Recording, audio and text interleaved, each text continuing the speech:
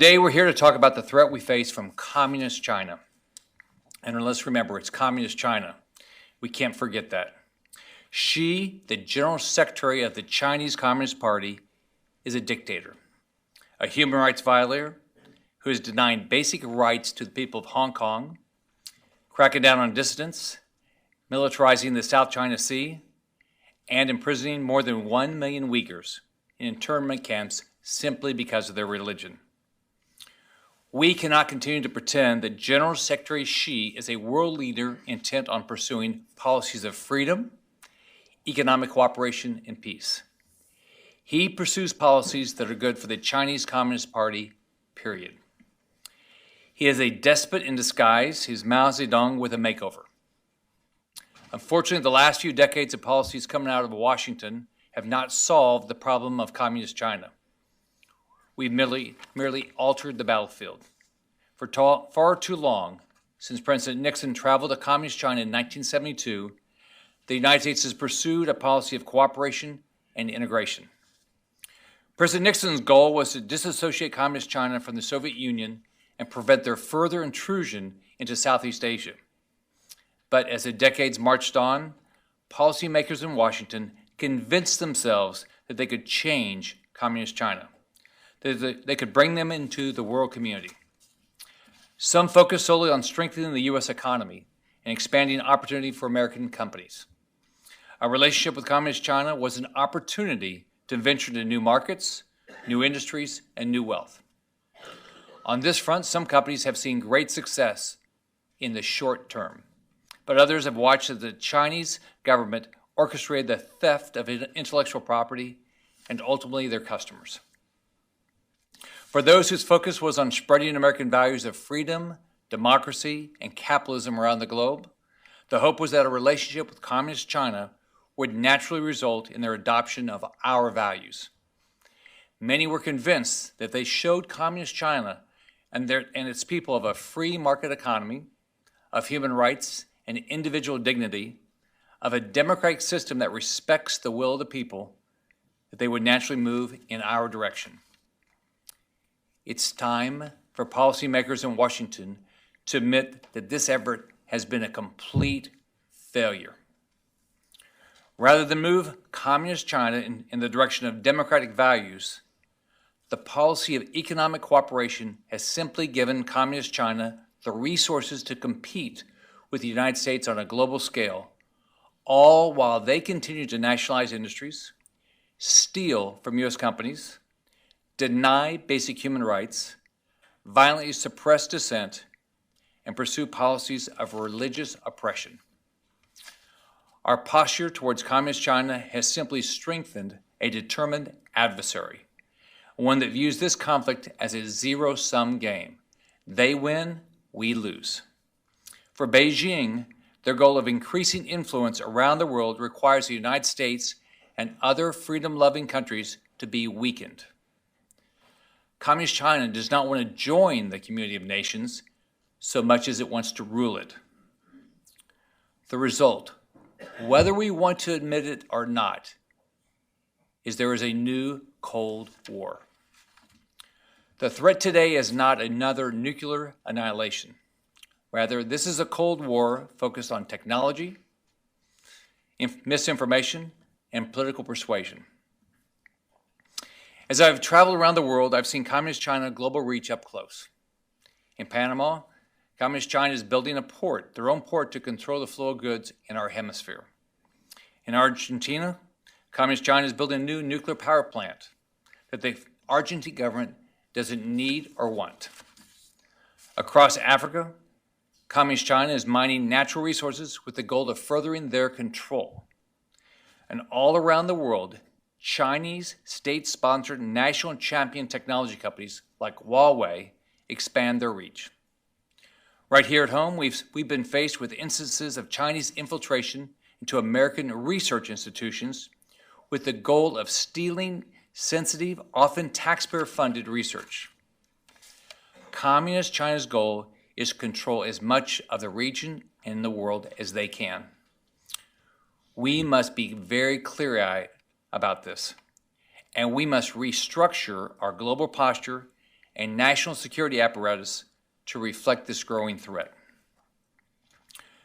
Communist China's strategy is systematic and global. They're building up their military. They're subsidizing strategic industries. They're working to control natural resources. They're infiltrating weak economies and using their presence to exert political influence.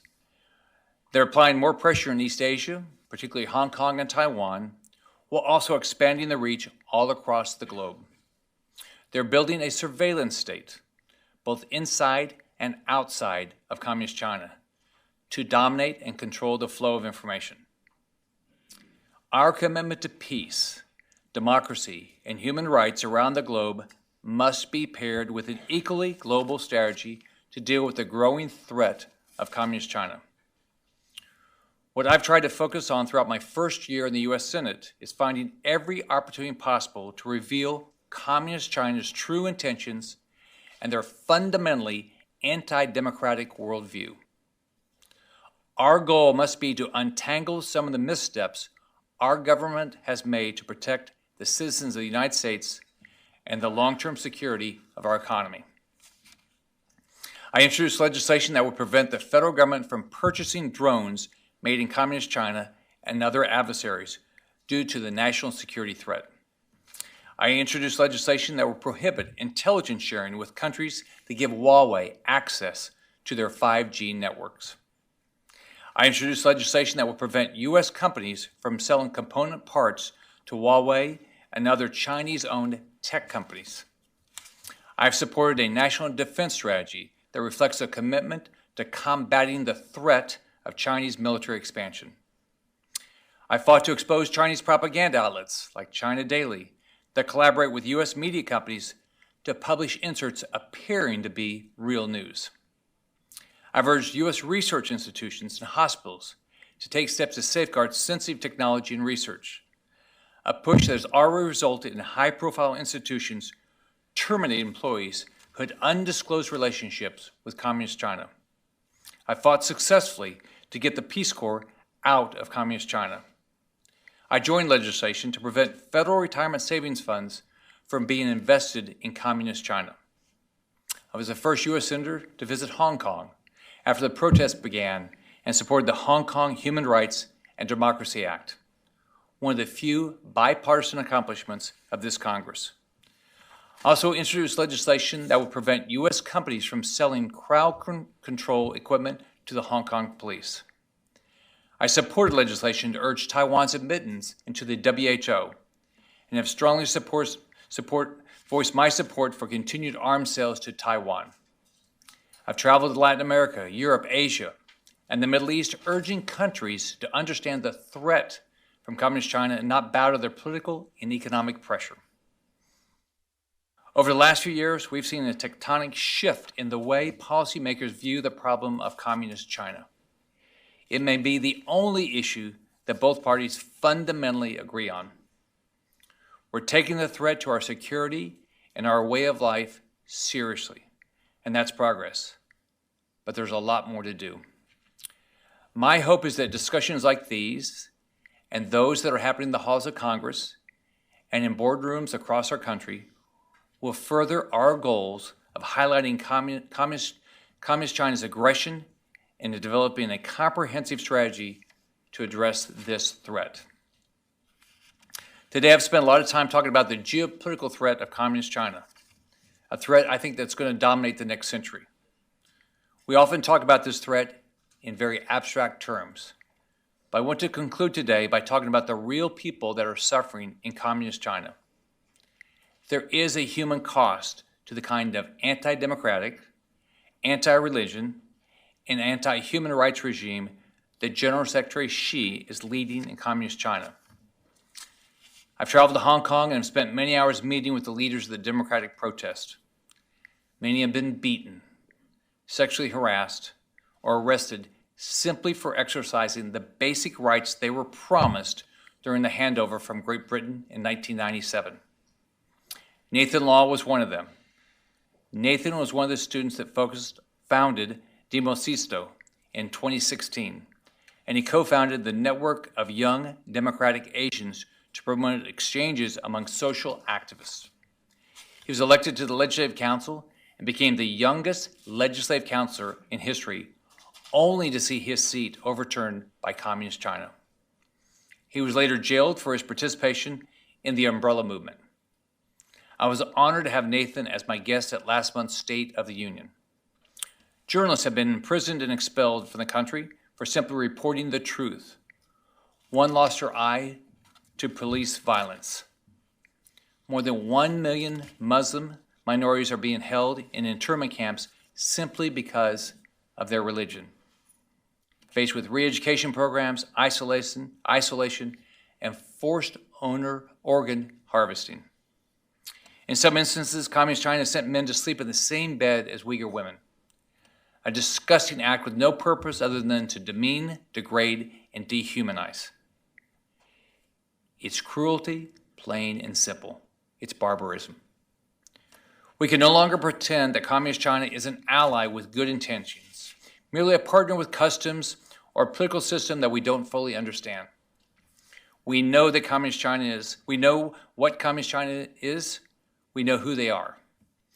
Communist China is a totalitarian regime bent on world domination, one that quashes dissent, often violently, and destroys anyone or anything that stands in its way. We all remember the brave man who stared down Chinese tanks in Tiananmen Square with no concern for his own life. The image was an inspiration to millions around the world who stood in solidarity with those students fighting for their basic human rights. He was nicknamed Tank Man, and we still don't know exactly what happened to him, but we should assume he was murdered by the Communist Chinese regime. Today in Communist China, we have thousands of images that reflect a continuation of this hero's resistance against despotic rule. It's a protest in Hong Kong. The journalists risking their lives and their safety to shine light on injustice. The Uyghurs fighting back bravely in the face of suffering. The politicians questioning Xi's leadership. The brave health workers who tried to warn us about the Chinese coronavirus. America stands with the freedom-loving people of Hong Kong and Taiwan, the historically persecuted people of Tibet, the peaceful community of Uyghur Muslims in Falun Gong, and the journalists and political dissidents in Communist China. We stand for human rights, and we stand against political neutrality in the face of evil. The challenge posed by Communist China is great. We have to face this challenge head on. It will be the conflict that determines whether the world community will embrace the values of democracy and human rights or cower to the whims of dictators. I will fight every day to make sure we come down on the right side of history. Thank you.